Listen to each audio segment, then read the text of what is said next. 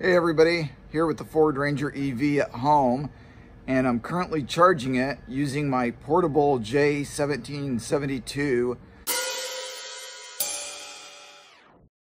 So let's take a look at it here. Just got it plugged in, started the charging process, and it's operating fine. You can see by the LEDs on the power control station that it has power. It is connected to the vehicle and it's currently charging.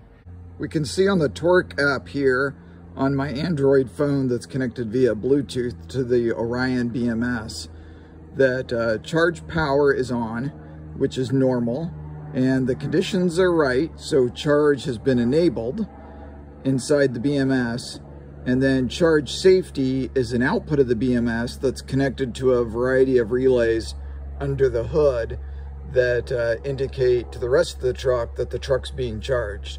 So that's what prevents you from hopping in the truck and turning on the key and driving away with the cord still plugged in. The other thing I have on this screen is pack current. Our maximum charge current is 14 amps, so that would be minus 14. But there's a little bit of current that's being used to power the DC to DC converter that's in the truck. So we never see a full minus 14 amps. So we're at maximum charge current right now, and everything's looking really good. Now this power control station is nice because it's portable, it's relatively inexpensive, and it can be connected to either a 120 volt plug or a 240 volt plug. Now it is limited at 20 amps AC, and what I found is the Elcon charger, when it's receiving 120 volts AC, it draws such low current that this power control station can handle it and everything works fine. But as soon as I plug the power control station into 240 volts and the Elcon detects 240 volts AC, it draws about twice as much current. And this power control station really isn't designed to power a 5 kilowatt charger, which is what the Elcon is when it's receiving 240 volts. So after about 2 hours of charging, the power control station seems to overheat. I'm doing a test right now to see that happen after a couple hours.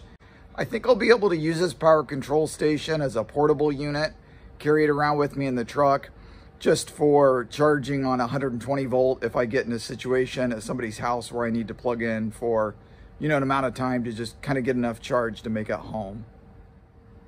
The long-term plan for charging at home is going to be to use a fixed charging station that's got a 50 amp breaker.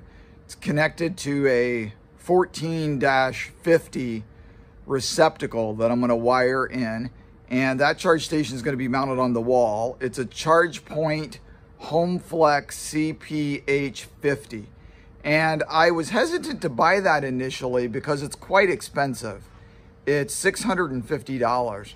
But what I found out last night is Snohomish County PUD offers a $500 rebate if you buy a home charge station that's in their qualifying list. And of course, all of the units in the qualifying list are more expensive than $500. And the rebate can never exceed the cost of purchasing the unit. So I went ahead and purchased that unit for $650. I'm going to do the installation myself. And then I'm going to apply for and get a $500 rebate from PUD.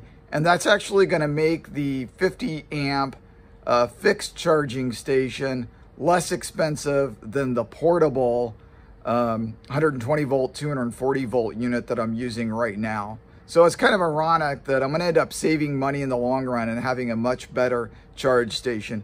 It's got all the bells and whistles. It's got Wi-Fi and an app that I can connect my phone to. So inside the house or probably even away from the house, I can see what's going on with my charger. So that's supposed to arrive next Tuesday. Until then, I'm going to use this portable unit that I've bought and or go back to my old system of just plugging in a 30 amp cord directly to the Elcon and jumpering around the Prox wire to enable charging in the truck.